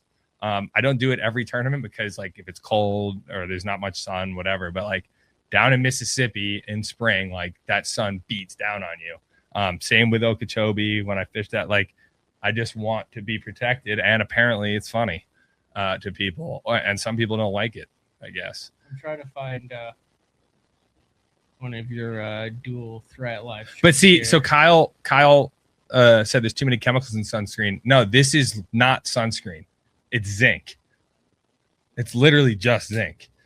That's why it like is so pasty white. And you were saying that why not wipe that stuff off before you go on stage? Is that half the time it's impossible to wipe off? How do you get it off? Cakes.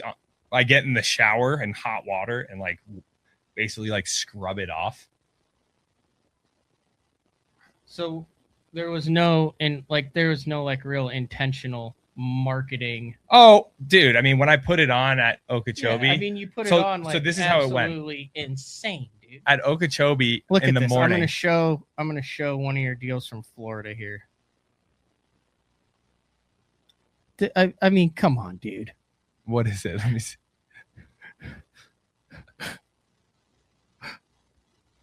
I know you got a little bit of a lag behind there, but like, I mean, like, you have to know that that looks ridiculous. It does look ridiculous looking back on it. Here's what I'll say. I did it the first time that's not Okeechobee, that's Kissimmee. The first time I did it was at Okeechobee, where I've done this before, but I wasn't on camera. Like last year I did this. I got you. Last year I did this. You weren't streaming it. I weren't streaming. I wasn't doing anything. So like it never really like got in the public eye. And then at Okeechobee, I know high class Bassmaster memes like posted it. I wasn't even thinking anything of it because I was like, oh, I'm live. And then he posted it. And you just then went with it. Yeah, from then I was like, I mean, people seem to go nuts over this. Didn't you say like all the posts, if you make a post that has that zinc on it in 15,000 views instantly, it's like insane. Yeah. So it's like I'm protecting my skin, which If was any the of your original. sponsors been like, this is interesting. No, Yeah. I think my sponsors are pretty. I think they you're all sitting know. down, you're just not catching them in there. Oh, I was throwing a trap, just grinding, and it was towards the end of the day. and I went through the lock, and Alec Morrison was like, "Yeah, I have 37." So you knew you weren't winning this one. I knew I wasn't even coming close to winning it. And then, so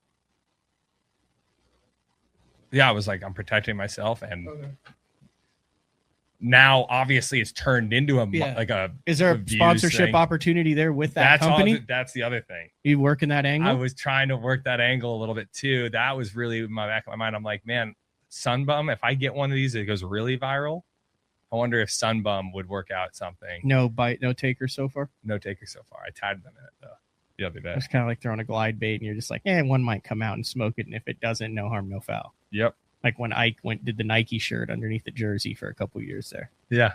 Like, hey, if they see it. Yeah. Yep. People are saying that they think the sitting down is, I mean, you I wouldn't say you had given up, but you had resigned yourself to your fate. I just showed it at the end of a 6-hour live stream. It's not like you fish like that regularly. No. And people chirp me on my live stream for that, but I was like, dude, how is it any different sitting in a butt seat? I was throwing my trap, working it through a grass bed. Like, I'm sorry, I was tired and hot. Are you cool talking about live stream stuff for a while? Yeah. I don't want to get into whether you should be able to do it on your own or whether Bassmaster has the rights to that. I honestly see both sides of that story. If I'm in a meeting with Bassmaster, which I've never been, I'll probably side with them. And if I'm sitting here with you right now, I'll probably side with you because you both have freaking legitimate points of view there. I mean, it's different because I'm not the one that's getting the money taken out of my pocket, and I still see your stream whether you're getting that money or not.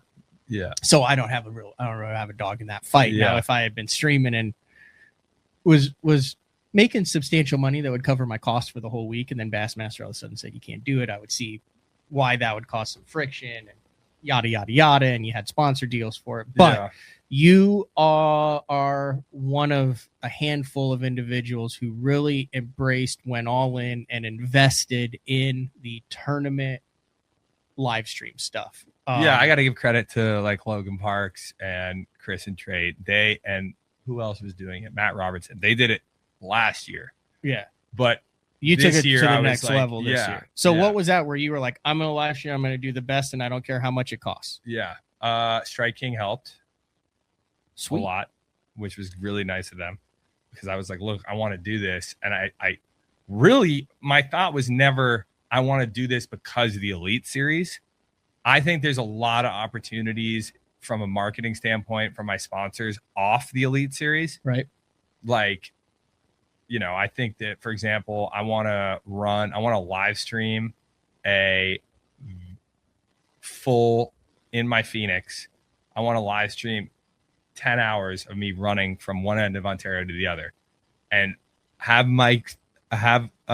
earplugs in, answer questions about the boat while they're watching me run across. Like, that's really good marketing. That's fair. That's like, this year, I'll announce it this year. We're doing a 24-hour BTL. Yeah, exactly. So there you go. So that was really the original. And I wanted people to like see a tournament day full and through. And the Elite thing was cool because I was like, I think it'll get me pretty good views on YouTube and I'll be able to offset the cost of paying someone to run it, Right. which they took away. I can understand why they took it away. Mhm. Kind of. The problem is they're putting it on their site, but we're not really getting, like, it's not naturally advertising when it's on bassmaster.com. Yeah. So, like, I'm not getting near the amount of views I would on my own Dude, YouTube. Like I said, you're sitting here with me. I'm going to agree with you here. Like, yeah, But that's BS. I understand from their perspective if it truly is a rights situation. Mm-hmm. But I don't know. I mean, I think that's an evolving situation, and Bass makes their decisions based I on, think there was a decision that, it was weird, but we'll leave it at that. yeah. I don't have any information behind the scenes on either of it. I've talked to anglers who are pissed about it, and then I've gotten Bass's statement on the backside, and they make some pretty logical explanations as to why they did it. Yep. And I'm like, oh, interesting. Yeah. Here's a question. It could be out of line for me. Okay. And I don't know if if Trayden Chris, or if you said this anywhere. How much did your setup cost to live stream out of your boat? I mean, you've got the more than you need to spend. Okay. Like, it was probably like 10 Okay. all in, but that doesn't count Elite Sonar rigging it for me, but they obviously helped me out a bunch. Yeah. Like, I don't, but it's expensive with all the stuff that I have. And you got to think about, people don't think about, like, oh, well, there's also, you need a whole additional powerhouse battery. Yeah. Like, I need an entire battery for the Starlink. I got the big Starlink just so I get any extra, any extra bandwidth, like all this stuff. Did you have to call Yamaha and be like, hey, I'm Yeah. screwing a Starlink on your cowling? Yeah. Just an FYI. I called Connor. I was like, hey, can I mount a Starlink on top? It's not going to cover any of the logos. And he's like, yeah, that's fine. So, yeah, I mean, it's a really, How much speed do you lose because of that thing? not much, because it's tilted the same way as the cowling. Like, it's almost like what are the spoilers? Yeah. Yeah, it's almost like a spoiler. Okay. So I ask you the cost because of this. And I don't know all the pieces that go into this, but there's part of me that thinks, like, if Bass wants rights to this and have it and stuff, there should be some supplementary stuff coming from Bass saying, hey, we're streaming, everybody gets X amount from us at the start of the year that covers your live stream setup, your deal, and then before the first tournament, we're having a meeting with some tech experts that are coming in. We will install this for you. We'll teach you how to use it. If you want to add some additional pieces after, that's on you, but we've brought a sponsor in. This is it. Yep. It's $5,000 worth of stuff. You can use it outside of the Elite Series stuff on your own channels. Yep. But you also then are streaming it on our channels. This allows everybody to do it. Like, that's kind of where I see it. That's how I would envision it too. And then you have a 1 or 2 day deal. And then you have someone at Bass who, when you want to go to someone, then anybody who's catching it, then, I mean, you have that one thing and no one's running your split screens and all that. But then Bass has the ability, they're paying someone to be like, okay, Kyle Patrick's making a run. He doesn't have a main camera with him, but we can pull him up here. And now they're controlling it from their thing. And now you've got the different they're a angles. media company. You can turn the audio on. You can turn the audio off, the whole 9 yards. They're a media company. I think that's got to be within 2 years. I think it should have been now. Unless there's not enough eyeballs on it or sponsors to make it financially viable, and it would mean that they lose $250,000 a year. Right. Yeah. Yeah, I agree. That's how it should be, 100%. Then they don't have, then you don't really have a dog in the fight. You're not saying, hey, I spent all my own money and I'm spending my own sponsors. Yeah. Now it's part of Bassmaster and they rig it out, just like on the BPT when they put the box in the back of your boat and stuff. Like, I agree with you. And you would think if you're doing it for 100 and you have all that, you would probably be able to get some discounts on. Yeah, they would be able to work with a company to be. Now, right now it's in its infancy, and just like anything else, you're a leg up, and I'm sure Strike King and Yamaha and Powerhouse and your sponsors are elated with what you're doing because you're one of just a handful of guys out there. Yeah, no, I think they're liking it for sure. And I think it's going to be a lot similar to like the YouTube fishing videos. people are going to flood in. Yeah. And do it. It's going to be the personality and the quality. It's going to be the personality and the quality. And being one of the first to market. Yep. Those are the three main things there. Yep. And throw controversy in there, because the only way that you can trump originality and quality is by introducing controversy. Unfortunately, that's just a human trait. I know. It's crazy. Yeah.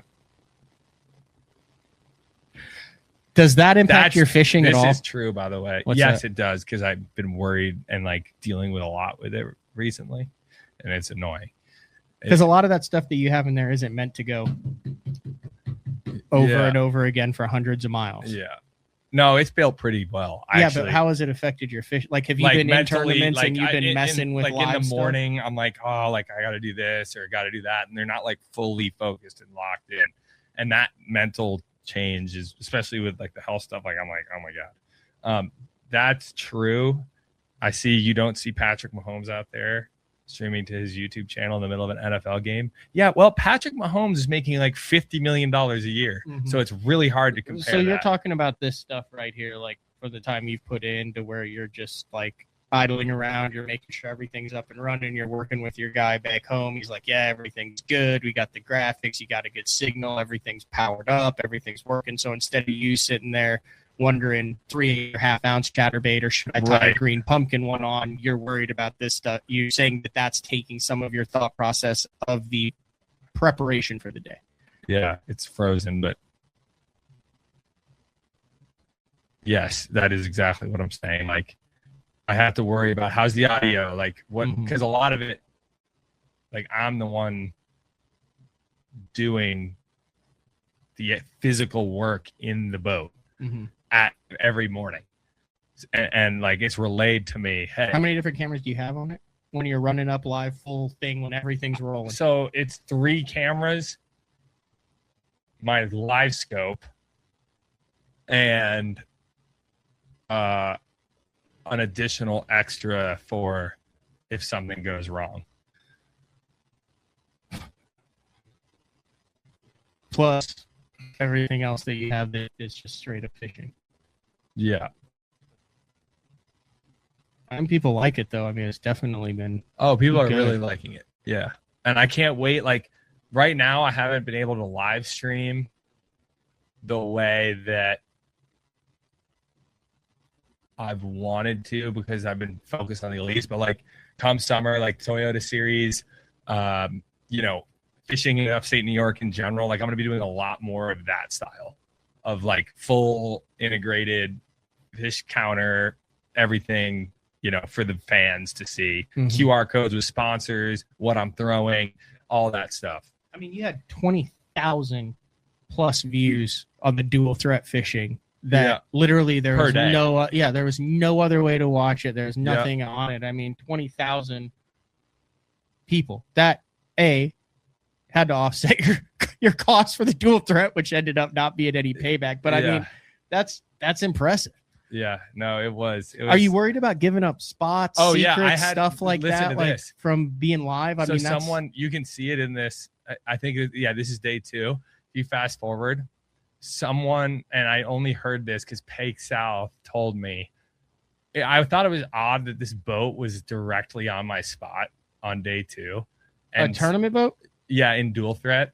And someone heard me say, or Peg heard him say, Kyle messed up by putting his spot on live. We're going there tomorrow. And they went there and sat, I'm telling you, on the exact tree that they saw on my live scope on day 1. They sat there. Did they catch him? No.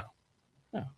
But it's just, to your point, like when you're live like I am, dude, they're not only able to see the spot, they're able to see exactly what I'm fishing calls that a weasel move. Yeah, with my live scope. Like, it's pretty crazy. It's interesting. There's some fisheries that works on, and then there's other fisheries that doesn't work on. Correct. And that's what we're also going to see too, is who are the guys who just don't give a damn and say, screw it, I'm freaking live streaming everything everywhere, boat ramps, all this stuff. And who are the guys who are this is me personally talking, Yeah. responsible and saying, yeah, we can go out on Grand, we can go out on Eufaula, we can go out on Texoma, we can go out on this, but like none of this, and this. Like this is not conducive to responsible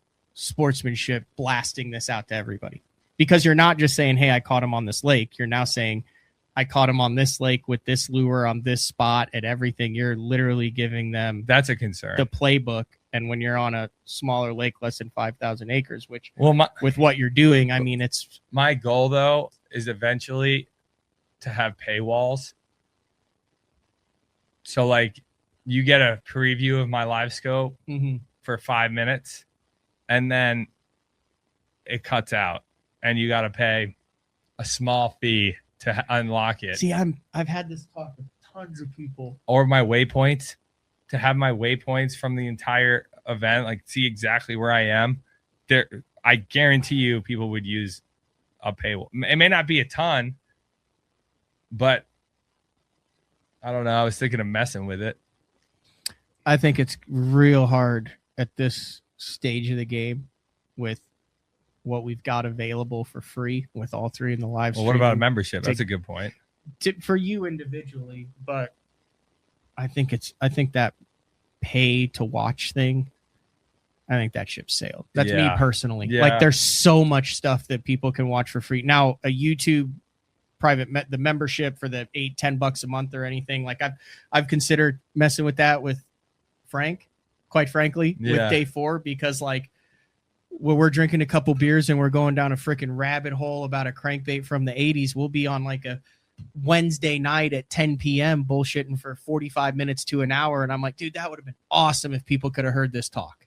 Yeah. And the thing is, not taking anything away from what you currently offer. I'm giving the game plan here and just adding it and not saying, hey, if you want to watch this, you have to pay for it now, but it's additional. It's for those people who want more. Right. Like you can't take anything away from the loyal customers and viewers who support your sponsors and watch it for free. Yeah. That's kind of how this works. Yeah. But if you want more, you know, Castledine has it, Blocket has it, everyone has it.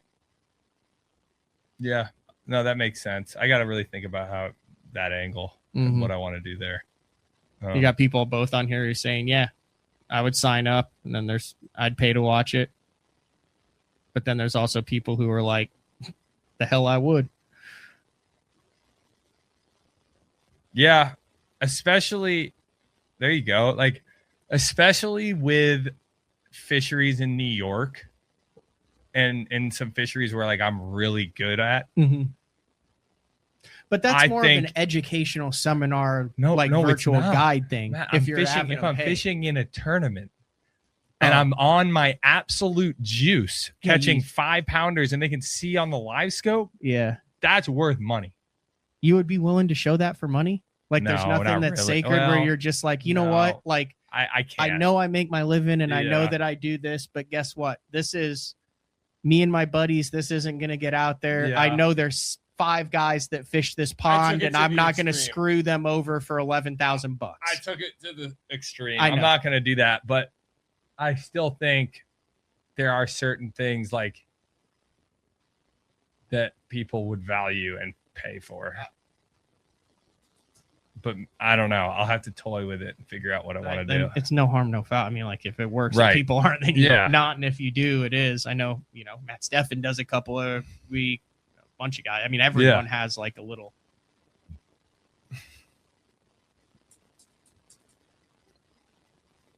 You said you're not like, you said you're working on getting back in the groove right now. Yeah. Is that hard? Is that the first time you've been out of sync? Yeah. In bass fishing in your entire life? Yeah. And it started fair to say you're out of sync? Yeah. And it started with me getting the heart thing, because I remember after the heart thing at 3 months, I went out and fished, and dude, it was weird.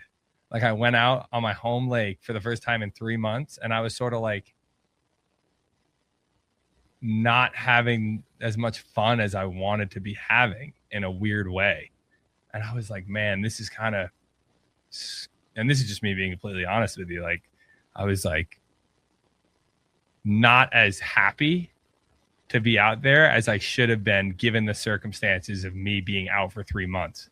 And I don't know whether mentally I changed for 3 months of just sitting there thinking about all these little things and the BS. Like I just like got like caught up in that. And like, I think it changed for that period of time. And it's kind of bleeding into this year, like certain things about fishing for me. Mm-hmm. And it's going to take some time for me to like mentally get out of that. Like leading up, even like the dual threat really helped because I was with one of my best buds and team partners from forever. And that kind of gave me some, you know, like insight into like, look, this is why we do this, and like just having fun. But yeah, I'm a little bit out of my groove. One of the cool things that the Deep Dive app is doing this year, if you guys want to watch more of kind of really well edited full-time behind the scenes, is a little bit of like a deep dive house. I pull it up here, and afterwards they edit it and it goes through who's it, you, Chris, and Joe? Yeah, Jordan Lee kind of goes through your practices for each event. You have camera guys in the boat. It talks about strategy behind the scenes, a lot more than just the sizzle reel. Yeah, it's kind of the nitty gritty. Obviously utilizing the Deep Dive app, we're making a big push in the industry there, but shows how you utilize it. So it kind of spends time, and you get to see how some of the best in the, dude, I want that crappie on CTL.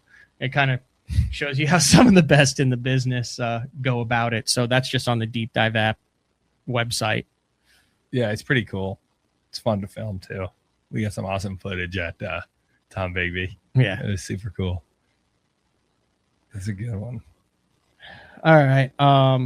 Anything else you have a burning desire to talk about? I mean, heck, I looked up and we're an hour and 40 minutes in already. Holy smokes. No, I mean, I appreciate coming on and just being able to talk and not filter. I mean, obviously we filter a little bit, but like, I feel like I'm always pretty transparent. No, it's fun. Like, we haven't really talked a lot about anything industry wise off. I kind of wanted to save it for the show, and then we're going to go live last night. And I realized that every single show in the universe was live last night.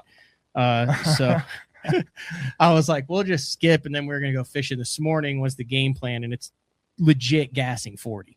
Oh, it's ridiculous. I think it's like gust to 60 miles an hour. Yeah, it's insane. I don't want to go in that hurricane shelter. No, whatever. you can like tornado shelter. I took him for those shelter. not in the Midwest. I took Kyle. I have a it's a nice nader shelter. Wouldn't you say? Nighter shelter. It's nice though. It's nighter. Well lit. Chairs complete. Walk down. You can stand up. You don't have to hunch down in it. Plenty of room to move around for activities. Yeah. He had never been down in one, so I was like, oh, Nader, tater. Yeah. Mater. Heck of a show tomorrow. We have Jacob Wheeler. Ooh. Fresh off of his 11th BPT victory. Good God. And then Sure. And then we're going to reset, and it won't run until Monday, but I'm recording also with the Jason Christie. The Jason Christie. One of about three. He doesn't listen to BTL, so he doesn't care. He's not going to know this. About three pros that still, I don't even want to say pros. One about three human beings that still slightly intimidate me just on their demeanor. Like, it doesn't matter whether it's fishing or not. Like, I mean, like if he was like working at Home Depot and I like checked out and he was like, is that all you're getting? I would be like, sir, what else would you like me to purchase from the store? Do you get that vibe though? Yeah. Is there anybody like that on the Elite Series for you, to where like you're kind of like always been nice, no reason not to, but like no real desire to ruffle the feathers? There's a lot of guys. Yeah. David Mullins. Yeah. I feel like, Christie for sure. Christie with you too. Yeah. Oh yeah. Like even just the way I message him, I'm like he knows me, right? Yeah. And I said, Matt Pangrak here with Bass Talk Live. Are you available? And then I said, what is your email? I will send you the link Wednesday morning. Thank you for your time and congratulations on another win. I don't text like that. Like, what the hell? Like, what? That's so funny. Who would I? Yeah. Greg Hackney, just because. No, that's not true. No. I don't know if I have that with anyone on the Elite Series, to be honest. I really don't. Oh, you know what? It just reminded me. Are you still Douglas Rods? Yeah. Kintawi messaged me last week, and he's like, hey, give me a shout, and I never freaking called him back. Oh, really? Yeah. Huh. How often you talk to him? I talked to him yesterday. I did a show with him 2 years ago called The Most Interesting Man in Bass Fishing. Wow. Yeah, Would you say that that's a fair? He's really interesting. He's not. I don't think he's not with Douglas anymore. No, but he's still he designed a bunch of rods. Yeah, he's designed everything. Like I think he's done what? Shimano. He's done a ton. Douglas. Of stuff. Yeah. Like he's designed so much stuff behind the scenes that you don't even know. And then, I gotta show you the boondoggling for steelhead. He's guiding right now in California. Yeah. It's like the Bible for drifting for steelhead that he wrote. He's it's like really, the whole book is. He like is one of the most interesting men in bass fishing, or in fishing. Yeah, for sure. All right, I'm going to fire up the music that you can't hear, but I can hear. Kyle Patrick, thank you for jumping on BTL. Looking forward to seeing you back on the Elite Series, getting the ship righted at the Arkansas River. Yes. And then I believe Lake Murray after that. Yep. Which I'm looking forward to. Arkansas River too. Yeah. Heck. All right. This has been another edition of Bass Talk Live. Remember that St. Jude shirt available only through the 4th link in the description of this show or in my bio on Instagram. Also, if you're up north and the water's just opening up, the Fishing Chaos BTL benefiting St. Jude, we're over $4,500 raised for that. It's a $25 entry fee. You can fish through April 15th. Your 5 longest fish submitted in the Fishing Chaos app. Just go to the main feature tournaments on Fishing Chaos. Scroll over till you see the BTL benefiting St. Jude. Top prizes for the top 3 in each of those divisions.